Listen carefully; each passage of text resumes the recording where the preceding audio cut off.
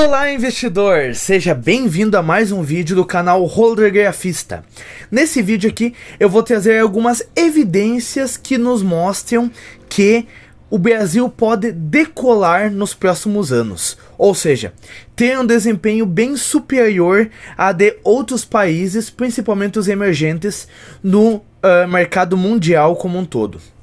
Bom, para começar aqui na nossa introdução, eu vou te dizer que ser investidor de longo prazo é importante, é a estratégia de investimento que melhor gera resultados no longo prazo, mas que no Brasil principalmente não é fácil ser um investidor de longo prazo, porque no curto prazo nós acabamos passando por várias crises, tanto políticas, como econômicas, como hídricas, como vários tipos diferentes ali, que acabam questionando as capacidades que o investidor tem de acreditar no futuro daquela estratégia de investimento. E como exemplo, nós temos a última década do Brasil, em específico, que foi muito desafiadora.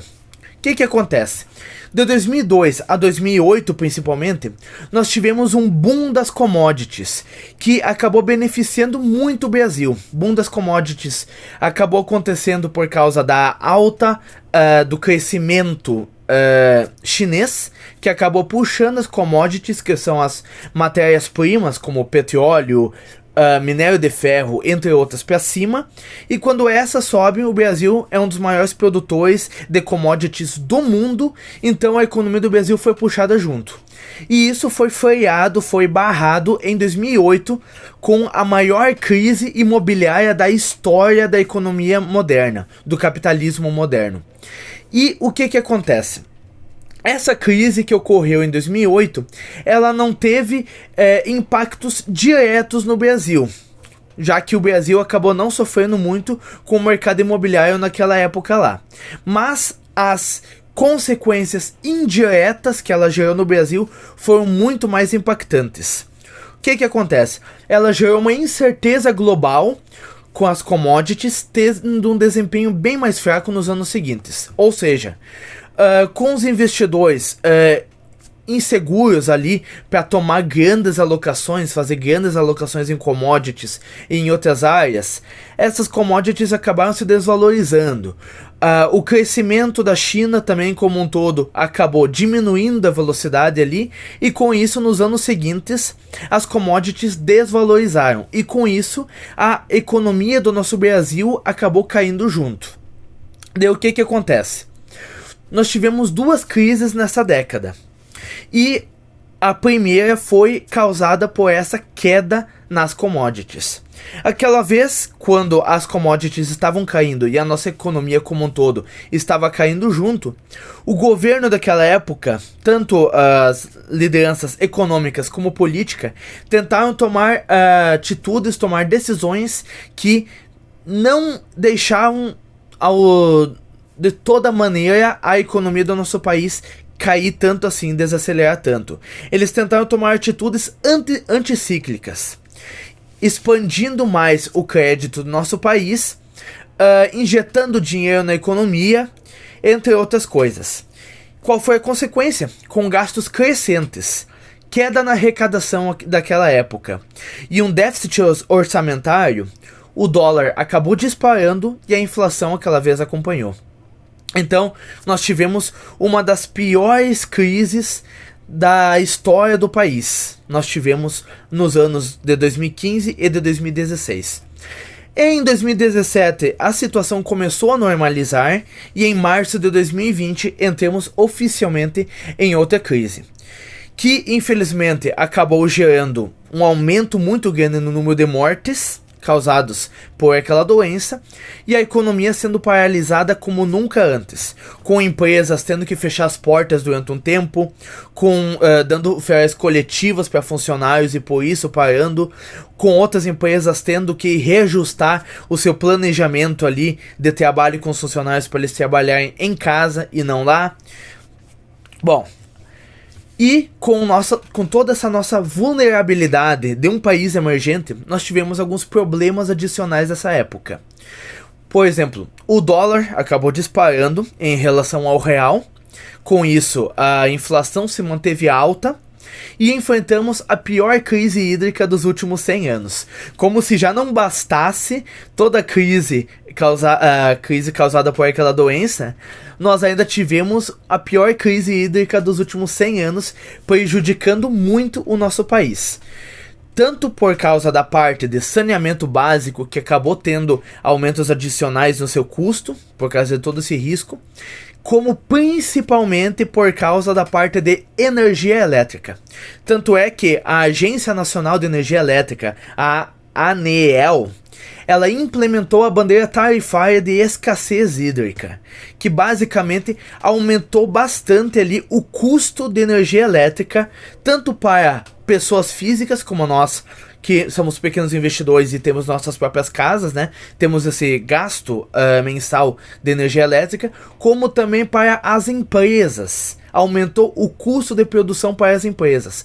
Com isso, algumas empresas tiveram redução nas suas margens, como também algumas tiveram que repassar esse custo adicional para seus produtos finais, e como consequência isso acabou ajudando para que a inflação aumentasse ainda mais, ok?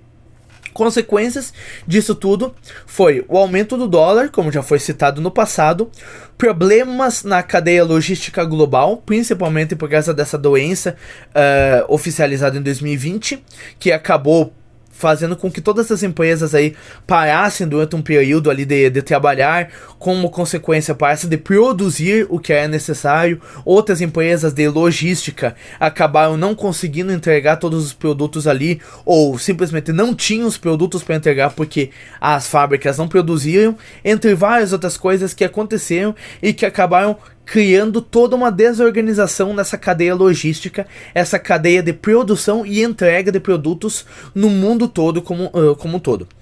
A alta inflação de todo esse período aqui e essa crise econômica vinda da pandemia. O aumento do endividamento do país também, que para poder colocar o Brasil nos eixos de novo e não ser tão desacelerado, tão prejudicado por essa crise aí de 2020 principalmente, o Brasil teve que colocar mais dinheiro no mercado, teve que injetar uma quantia razoável de dinheiro no mercado. Com isso aumentou o endividamento num curto período de tempo. Ao mesmo tempo, o aumento nos preços da energia elétrica, né, que gerou um aumento generalizado da inflação. E daí nós temos um ponto muito interessante a considerar aqui, que são os ciclos. Nós temos ciclos de expansão da economia global como um todo, em que os países, tanto emergentes quanto os emergentes, eles crescem, mas os países emergentes eles tendem a ser mais voláteis do que os países mais consolidados. Então, pelo fato de eles serem mais consolidados, nos ciclos de expansão eles tendem a crescer mais, e nos ciclos de retração, principalmente com os países aumentando as taxas de juros para controlar a inflação causada por aquela expansão muito acelerada, os países emergentes acabam sendo os mais prejudicados também por esses períodos. Então, nós temos essa balança aqui. Países emergentes crescem mais, mas depois caem mais. E os países mais consolidados são mais estáveis e têm um crescimento mais sustentável com o passar do tempo. E essa última década, ela foi a pior para todos os emergentes desde 1930, ou seja, não foi exclusiva do Brasil. Eu peguei dados ali de várias décadas passadas, calculados por várias agências diferentes, e eles começaram a registrar isso a partir lá de 1930. E desde aquela década, a década passada foi a pior década de desempenho de rentabilidade dos países emergentes desde que foi começado a ser calculado. O que isso mostra para nós? Primeiro, que não foi uma exclusividade do Brasil termos um desempenho tão ruim nessa última década, foi os países emergentes como um todo que tiveram, e é provável que essa situação que nós tivemos nos últimos 10 anos não se perpetue, ou seja, não continue acontecendo nessa década que estamos iniciando agora e para as próximas décadas. É pouco provável, já que foi uma situação bem inusitada.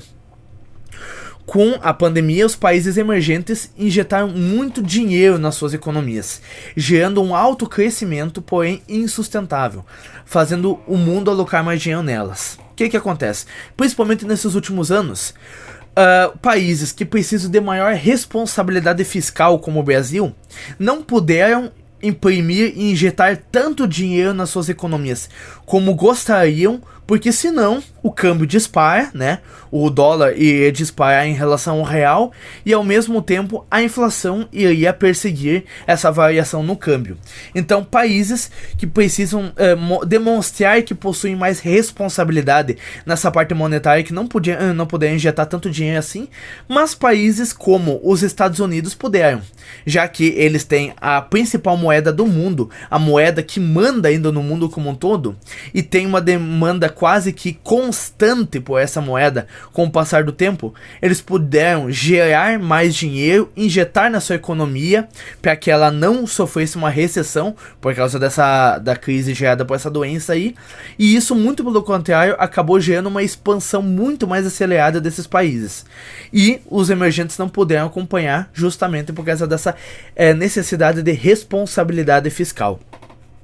E um detalhe muito interessante: desde 1988 nós temos uma tendência de aumento de investimentos em países emergentes. O que acontece?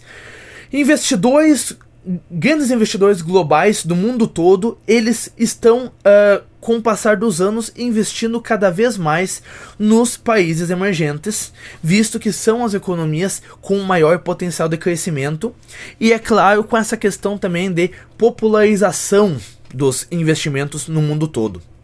Um ponto interessante a ser considerado também é que, se nós pegarmos um longo prazo da Bolsa Brasileira, do Ibovespa mais precisamente, desde lá de quando ele começou, na década de 60 ou 70, se eu não me engano, e pegar o Ibovespa e colocar em dólares, a nossa bolsa teve um desempenho muito superior à própria bolsa dos Estados Unidos ou de várias outras bolsas do mundo.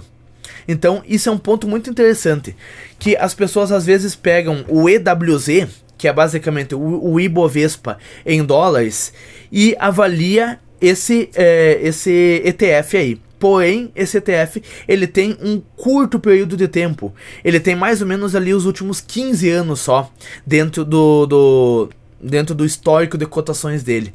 Se nós pegarmos um histórico bem maior que esse, nós conseguimos ver que no longo prazo nós tivemos um desempenho bem melhor do que os Estados Unidos, e que nós estamos bem próximos da baixa do ciclo. Então, é isso que rege os investimentos como um todo: ciclos. Ok? E como consequência disso tudo, nós temos vários influenciadores no YouTube usando a última década como regra. Eles pegam o EWZ ou pegam várias outras situações ali, comparando os Estados Unidos, que tiveram um crescimento muito acelerado nos últimos anos, com o Brasil, com todas as suas crises atípicas nos últimos anos, e colocam isso como uma regra, que isso sempre vai acontecer. Os Estados Unidos serão mais estáveis e com mais crescimento, e o Brasil sempre será esse país com crises constantes e com um crescimento, um decrescimento, uma baixa na nossa economia. E isso tende a não acontecer para as próximas décadas, porque, como eu já falei, foram uma junção de várias anomalias econômicas que prejudicaram os emergentes como um todo, e com isso eles podem acabar tendo um desempenho bem melhor do que os desenvolvidos nas próximas décadas. Não estou dizendo especificamente que os desenvolvidos irão decair o seu desempenho, que irão ter uma rentabilidade negativa nessas próximas décadas. Mas o que eu estou dizendo é que os emergentes passaram por um ciclo muito difícil nessa última década, e historicamente eles têm um desempenho muito melhor do que os emergentes, por eles apresentarem um risco maior. Então eu acredito piamente que nas próximas décadas o Brasil e os emergentes como um todo terão um desempenho melhor do que os países desenvolvidos. Ok? Bom, se tiver mais algum outro ponto que você gostaria que eu tivesse ressaltado nesse vídeo aqui, deixa aqui nos comentários que talvez eu faça uma parte 2 desse vídeo aqui, trazendo outros pontos extras. Mas esses são os pontos que eu acreditei ser mais interessantes para ressaltar. E é claro, não é porque eu acredito que o Brasil e os emergentes vão ter um desempenho melhor do que os desenvolvidos, que não vale ter investimentos nos países desenvolvidos como os Estados Unidos. Eu acredito que eles vão crescer apenas num ritmo mais desacelerado do que os países emergentes. Então, para você ter uma total tranquilidade, segurança nos seus investimentos e dormir com a cabeça tranquila, eu acredito que faça sentido você ter pelo menos uma parcela do seu patrimônio em investimentos internacionais atrelados à moeda forte, ok? É a minha opinião.